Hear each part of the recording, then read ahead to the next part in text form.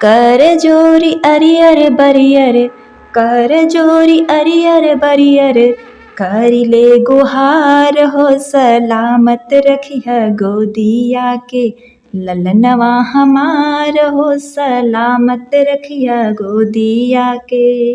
बिनु अन्न जलवा के भूखली हम जीतिया, बिनु अन्न जलवा के भूखली हम जीतिया।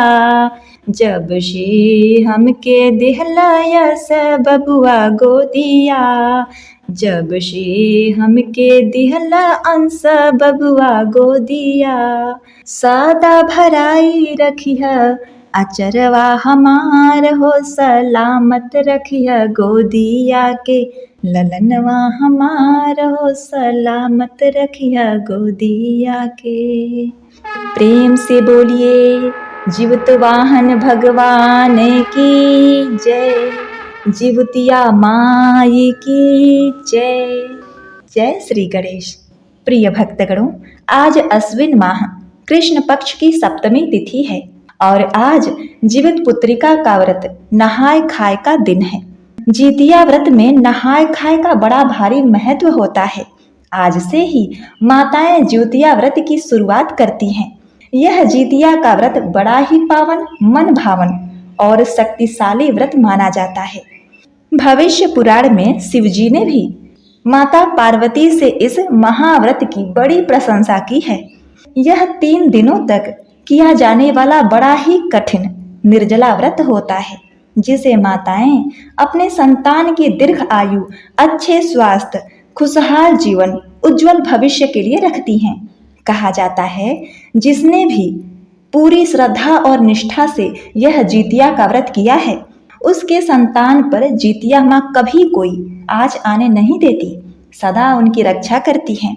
तो माताओं बहनों, भगवान भोलेनाथ और जगदम्बा स्वरूपा जीतिया माई से मेरी प्रार्थना है कि आपका यह कठिन व्रत कुशल मंगल पूर्वक संपूर्ण हो, आपकी संतान दीर्घ आयु और खुशहाल रहे।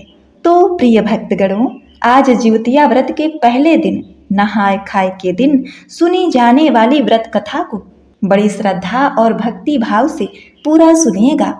आधा नहीं, आधा सुनने से जीवित वाहन भगवान का अपमान होता है और पूरा सुनने से जीवित वाहन भगवान की कृपा से संतान की लंबी उम्र होती है और मनोकामना पूर्ण होती है।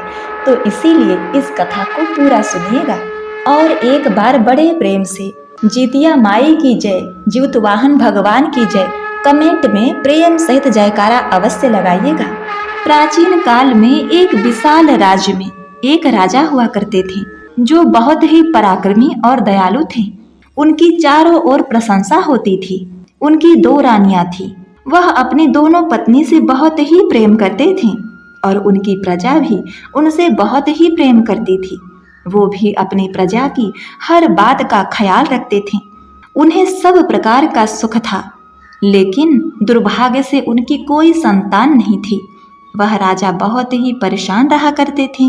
राजा और रानी सभी मंदिरों में जा जाकर पूजा पाठ करते, महल में पूजा पाठ करवाते, भगवान से विनती करते, फिर भी दोनों रानियां मां नहीं बन पाईं। एक बार एक सन्यासी उस राज्य में आए थे। राजा के दरबार में भी खबर पहुंची कि वे सन्यासी बहुत ही महात्मा हैं। क्यों न उन्हें बुलाकर इस समस्या के बारे में उनसे उपाय पूछा जाए। राजा ने कहा कि सन्यासी को आदर सहित महल में बुलाया जाए। वे महात्मा जब महल में पहुंचे, राजा ने दोनों रानियों को कहा, हे रानियों, महात्मा का सत्कार बड़े आदर के साथ होना चाहिए। बड़ी रानी उसी वक्त तैयार हो गई और महात्मा को बड़े आदर के साथ खिलाने लगी। छोटी रानी महात्मा के फटे कपड़ों की ओर देखती है और उनकी सेवा करने से मना कर देती है। छोटी रानी को अपने रूप और रंग का बड़ा ही घमंड था। कुछ दिनों बाद महात्मा जाने की तैयारी करने लगे। जाने से पहले बड़ी रानी को उन्होंने आशीर्वाद दिया, हे रानी, इस महल में बहुत ही जल्द बच्चों की किलकारी सुनाई देगी। बड़ी रानी तो बहुत खुश हो गई थी और सचमुच कुछ ही दिनों बाद वह गर्भवती भी हो गई। यह खबर राजा के पास पहुंचते ही राजा बहुत ही प्रसन्न हो गए। प्रजा तक भी खबर पहुंचाई गई कि राजा अब पिता बनने वाले हैं। पूरे राज्य में लोग खुशियां मनाने लगे। बड़ी रानी का मान सम्मान बहुत बढ़ गया और उनकी देखभाल करने के लिए सभी एक पैर पर खड़े रहते। उधर छोटी रानी के मन में बहुत ज्यादा जलन हो रही थी। रात दिन वह ईर्ष्या से जलने लगी थी। सोच रही थी कि अभी से बड़ी रानी का इतना आदर होने लगा है, न जाने बच्चे पैदा होने के बाद कितना आदर सम्मान होगा। उसने राजमहल की दाई को बुलवाया और उसे ढेर सारा सोना देकर अपने साथ शामिल कर लिया और दोनों मिलकर कुछ बहुत ही बुरा छल कपट का विचार करने लगे। 2 महीने 3 महीने इस तरह करते करते 9 महीने पूर्ण हो गए और रानी ने 2 सुंदर बच्चों को जन्म दिया, एक बेटी और एक बेटा। जिस वक्त बच्चे पैदा हुए थे उस वक्त बड़ी रानी बेहोश थी और उसी वक्त दाई ने तुरंत बच्चों को एक डलिये में रखकर छोटी रानी के पास ले गई और उसके बाद बड़ी रानी के पास 2 बड़े बड़े पत्थर रख दिए। होश में आने के बाद बड़ी रानी ने जब पत्थरों को देखा तो उसे बहुत हैरानी हुई, ये कैसे हो सकता है, और तरह तरह के विलाप करने लगी। लेकिन उसका विलाप सुनने के लिए वहां कोई नहीं था। उधर राजा खुशी से झूमते हुए बड़ी रानी के पास पहुंचे और जब उन्होंने देखा कि बड़ी रानी 2 पत्थरों को आश्चर्य से ताक रही हैं, राजा वहीं रुक गए और दाई से पूछने लग गए, क्या बात है? दाई ने कहा, हे महाराज, बड़ी रानी ने बच्चों को नहीं बल्कि पत्थरों को जन्म दिया है। यह सुनकर राजा को बड़ा ही क्रोध आया कि यह रानी तो हमारे कुल का नाश करने वाली है। अब क्रोध में आकर राजा ने बड़ी रानी को उसी वक्त महल से निकाल दिया और उसे अपने खेतों में कौवे को उड़ाने का काम दे दिया। इस प्रकार वह बेचारी बड़ी रानी कौवा हकनी कहलाने लगी। पूरे राजमहल में यह बात फैल गई कि बड़ी रानी ने ईंट पत्थर को जन्म दिया है। अब उधर छोटी रानी अपने 2 चौकीदारों को बुलाकर वह डलिया दे दी और कहने लगी, इसमें 2 बच्चे हैं, दोनों को ले जाओ और मार डालो और सबूत के तौर पर इनकी आंखें और हृदय निकाल कर लाना। प्रिय भक्तगणों, दोनों चौकीदार डलियों को लेकर जंगल में चले गए। डलिया खोलकर बच्चों को जब देखा तब दोनों ने निश्चय किया कि बच्चों को वही छोड़ देंगे, भगवान बच्चों की रक्षा करेंगे। यह सोचकर वही डलिया रखकर दोनों ने एक सियार को मारकर उसकी आंखें और दिल निकालकर राजमहल को आ गए। छोटी रानी ने जब पूछा, हो गया काम? तो उन्होंने कहा, हाँ रानी साहिबा, काम हो गया। उन्होंने सबूत के तौर पर सियार की आंखें और दिल रानी को दे दी। छोटी रानी ने उन आंखों और दिल को पकाया और खा गई। इधर रानी के पहरेदारों ने उस दोनों बच्चों को डलिये में रखकर नदी में प्रवाहित कर दिया था। इधर बड़ी रानी दिन भर कौवा उड़ाती और रात भर पूजा पाठ करती। एक दिन बड़ी रानी ने देखा कि नगर में बड़ी ही चहल पहल थी। उस दिन महिलाएं जीतिया व्रत नहाय खाए की तैयारी कर रही थीं। तब बड़ी रानी ने महिलाओं के पास जाकर कहा, हे बहनों, तुम सब यह किस चीज की तैयारी कर रही हो? कल क्या है और आज तुम सब नहाय खाए जैसी बातें क्यों करती हो? सभी महिलाओं ने कहा, हे बड़ी रानी, तुम तो कौवा हकनी हो, तुमने तो ईंट पाथर को जन्म दिया था, फिर भी तुमने इस महान व्रत के बारे में पूछा है, तो हम तुम्हें बताते हैं। हम यह संतान प्रदान करने वाली और संतान की रक्षा करने वाली जीतिया का व्रत करने वाले हैं और आज नहाया खाए का दिन है और कल जीतिया का व्रत रखा जाएगा। हे रानी, अश्विन माह शुक्ल पक्ष के सप्तमी तिथि को नहाया खाया किया जाता है और अश्विन माह शुक्ल पक्ष की अष्टमी तिथि को जीतिया का व्रत किया जाता है। फिर उसके अगले सुबह जीतिया व्रत का पारणा किया जाता है। जितने देर तक तुम व्रती रहोगी, तुम्हारा जीतिया व्रत उतना ही खर होगा और माताओं के बच्चों पर आने वाले संकट दूर हो जाते हैं और जीतिया का व्रत बड़ा ही शक्तिशाली हो जाता है। यह व्रत कभी भी खाली नहीं जाता। जीवित वाहन भगवान संतानों की रक्षा करते हैं और निसंतानों को संतान की प्राप्ति कराते हैं। प्रिय भक्तगणों, इस प्रकार से सभी महिलाओं ने बड़ी रानी को जीतिया व्रत के महात्म को सुनाया और विधि बतलाई। यह सुनने के बाद बड़ी रानी ने निश्चय किया कि मैं अवश्य यह जीतिया का व्रत करूंगी, क्योंकि मुझे लगता है कि मेरे पुत्र अभी जीवित हैं और मैं उनके लिए ही जीतिया का व्रत करूंगी। मेरे साथ छल हुआ है, जीतिया माई मेरे साथ न्याय अवश्य ही करेंगी। यह प्रण करके उस दिन बड़ी रानी ने जीतिया व्रत नहाय खाए पूर्ण किया और अगले दिन जीतिया का व्रत रखा। प्रिय भक्तगणों, उधर दोनों बच्चे पानी में बहते हुए चले जा रहे थे। तभी उस जंगल में मिट्टी ले जाने के लिए एक कुम्हार और कुम्हारन गए हुए थे और वहीं पर कुम्हारन की नजर उस बच्चे पर पड़ती है। वह बच्चों को देखकर अपने पति को बुलाती है और कहती है कि देखो कितने सुंदर बच्चे हैं, किसने अपनी जान से प्यारे फूल जैसे बच्चे को पानी में फेंक दिया है। चूंकि उस कुम्हारन को भी कोई बच्चे नहीं थे, वह दोनों दंपत्ति उन बच्चों को लेकर अपने घर चले आते हैं और उन बच्चों को अपने ही बच्चे की तरह खुशी से पालन पोषण करने लगते हैं, मानो उससे उनकी पूरी दुनिया मिल गई। धीरे धीरे दोनों भाई बहन उस कुम्हार के यहाँ बढ़ने लगते हैं। जो भी लोग उन्हें देखते हैं तो वह देखते ही रह जाते और बोलते यह किसी राजकुमारों से कम नहीं लग रहे हैं। कुम्हारिन लोगों की बातों को सुनकर बहुत ही विचलित हो जाती थी। धीरे धीरे यह बात पूरे राज्य में फैल गई कि कुम्हारन के यहाँ दो बहुत ही खूबसूरत बच्चे हैं। यह बात राजा तक भी पहुंच गई। अब राजा को रहा न गया, वो उनसे मिलने के लिए उत्सुक हो उठा। राजा ने अपने सैनिकों को आदेश दिया कि जाओ उस कुम्हार को पकड़ कर ले आओ। कुम्हार और कुम्हारिन के पास सैनिक जाते हैं, लेकिन तभी दूसरी रानी को यह बात पता चल जाती है और वह पूरी बात पता करवाती है। उसको पता चल जाता है कि ये वही बच्चे हैं। दूसरी रानी जल्लाद को भेजकर उन बच्चों का अपहरण करवा लेती है और फूल से कोमल बच्चों को मौत के घाट उतरवा देती है और वे दोनों जल्लाद उन दोनों बच्चों के मृत शरीर को जमीन में गड्ढा खोदकर उन्हें वहां दफना देते हैं। इधर वह बड़ी रानी जो महल में कौवा उड़ाने का काम करती थी, लोग उसे ताने सुनाते कि यह तो बाझन है, इसने ईंट पत्थर को जन्म दिया था, इसका मुख देखना भी पाप है। प्रिय भक्तगणों, बड़ी रानी कौवा हकनी ने बड़े ही निष्ठा भाव से जीवित पुत्रिका का व्रत किया था और जीवतिया माता तथा जीवित वाहन भगवान की कृपा से वे दोनों बच्चे जिस जगह मार कर गाड़े गए थे उस जगह बहुत ही सुंदर एक चंपा चमेली के पौधे के रूप में उग जाते हैं और कुछ ही समय पश्चात बड़े ही सुंदर सुंदर उसमें पुष्प खिल जाते हैं। उस राज्य के लोग आते जाते उस फूल को देखते और तारीफ करते, लेकिन जैसे ही उस फूल की तरफ बढ़ते फूल ऊपर की ओर उठ जाते। ऐसा सबके साथ होता रहा। लोग परेशान हो गए, जब भी कोई जाता है ऐसा ही होता है।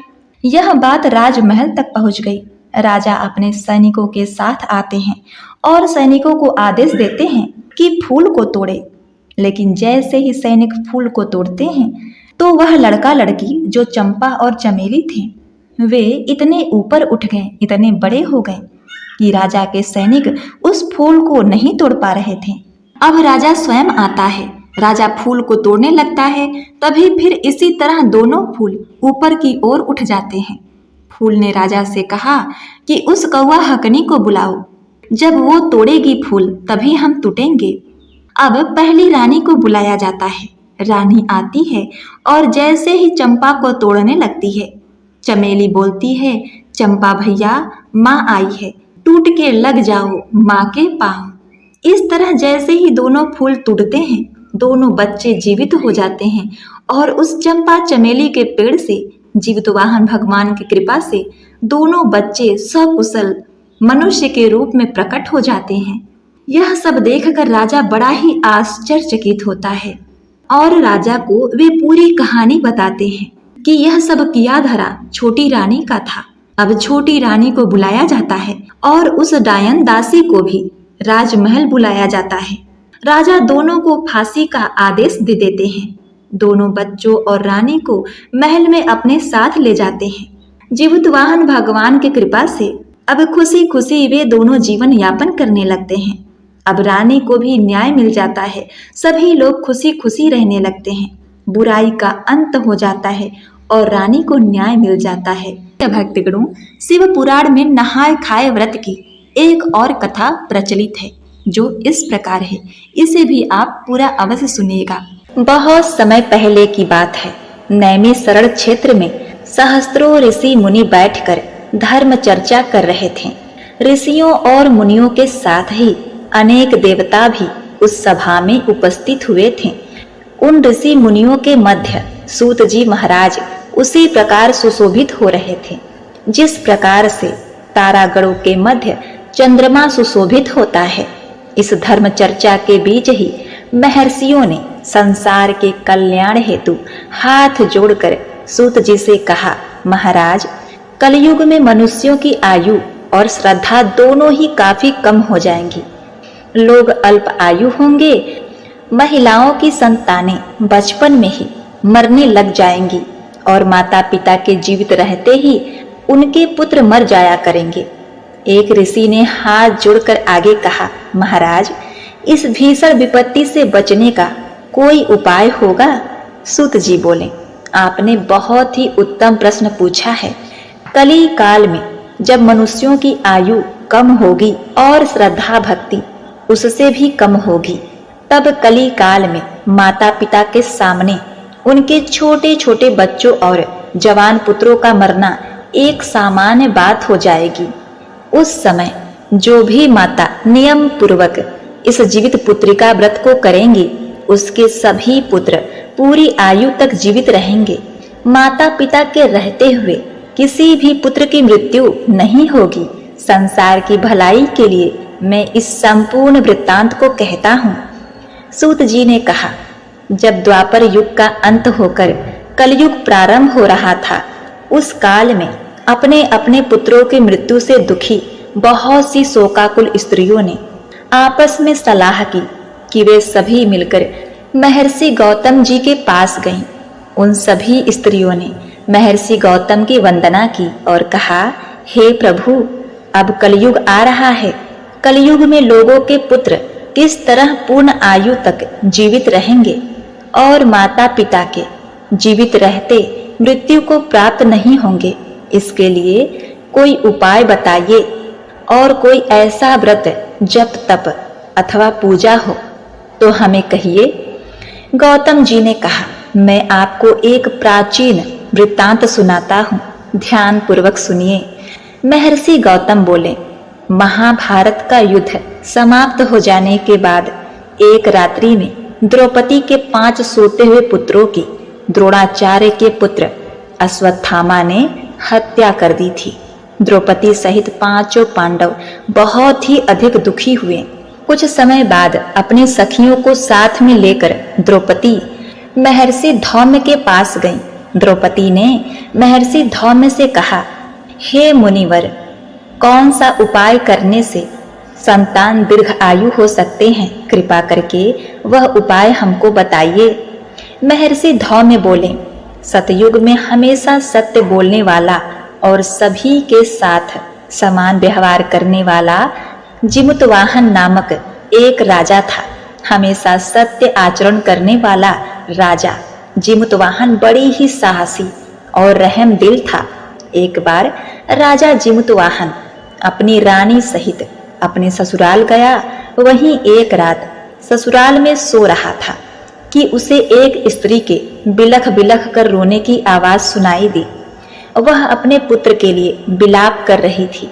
वह स्त्री बुरी तरह रोते हुए बार बार एक ही बात कह रही थी कि मुझ बुढ़िया के जीवित रहते मेरा युवा पुत्र मारा गया।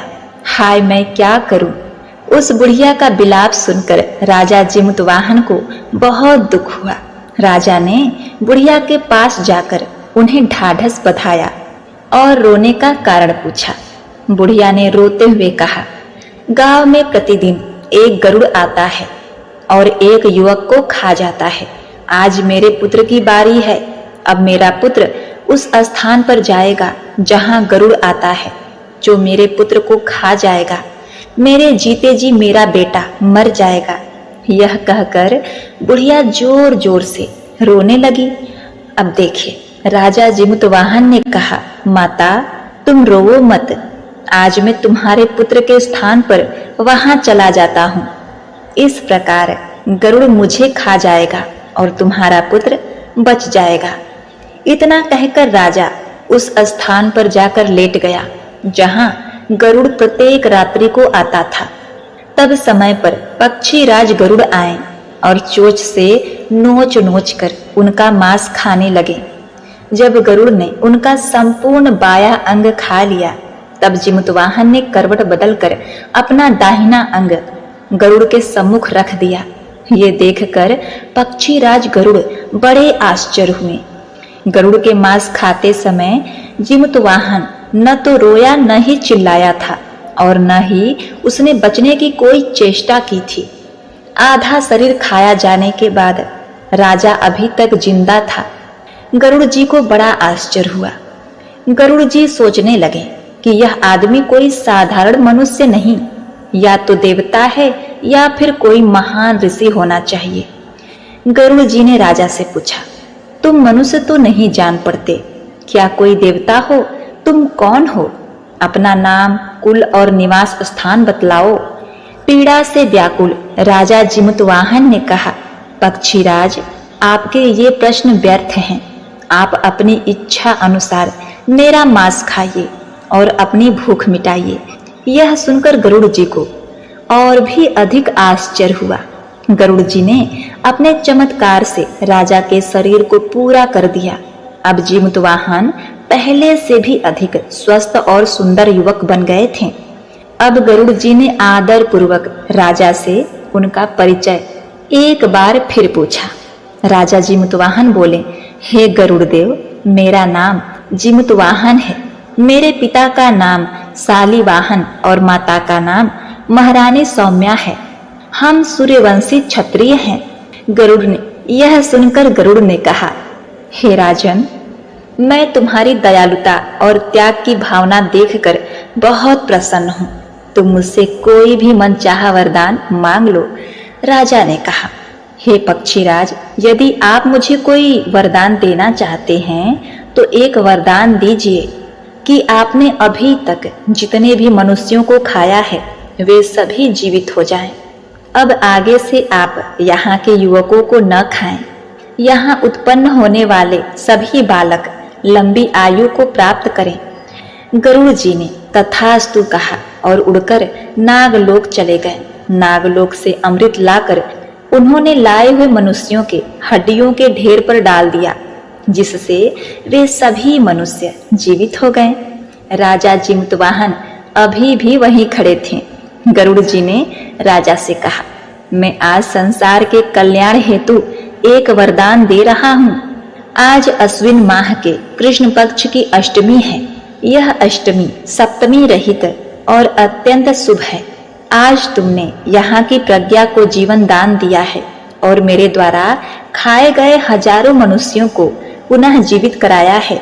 आज से यह तिथि अत्यंत पवित्र और ब्रह्म भाव से युक्त हो गई है। मैं यह अमृत तीनों लोकों द्वारा पूजित भवानी दुर्गा जी से लाया हूँ। भवानी दुर्गा जी के द्वारा दिए गए अमृत द्वारा ही इन सभी मनुष्यों को जीवन दान मिला है। यही कारण है कि मातेश्वरी दुर्गा जी का एक नाम जीवित पुत्रिका भी है। गरुड़ जी ने आगे कहा, राजन, आज के बाद इस तिथि को जो स्त्रियां जीवित पुत्रिका माता के रूप में दुर्गा जी तथा कुसा नामक घास से तुम्हारी आकृति बनाकर दुर्गा जी के साथ साथ तुम्हारी भी पूजा करेंगी, उसका सौभाग्य और वंश निरंतर बढ़ता रहेगा। इस बात में जरा भी संशय नहीं। अपनी बात को स्पष्ट करते हुए गरुड़ जी ने कहा, हे राजा जिमुतवाहन, जिस दिन उदया तिथि अष्टमी हो अर्थात सप्तमी से रहित अष्टमी को ही ये व्रत करना चाहिए। सप्तमी युक्त अष्टमी को यह व्रत करने से इसका कोई फल नहीं मिलेगा। अतः शुद्ध अष्टमी को यह व्रत करके अगले दिन नवमी तिथि में ही इसका पारण करना चाहिए। यदि इन बातों का ध्यान न रखा जाए तो व्रत का प्रभाव नष्ट हो जाएगा। अब देखिए, जिमुतवाहन को यह वरदान देकर गरुड़ जी भगवान विष्णु के पास बैकुंठ चले गए। राजा जिमुतवाहन पहले तो अपने ससुराल आए और वहां से विदा लेकर अपनी पत्नी सहित अपने नगर में गए।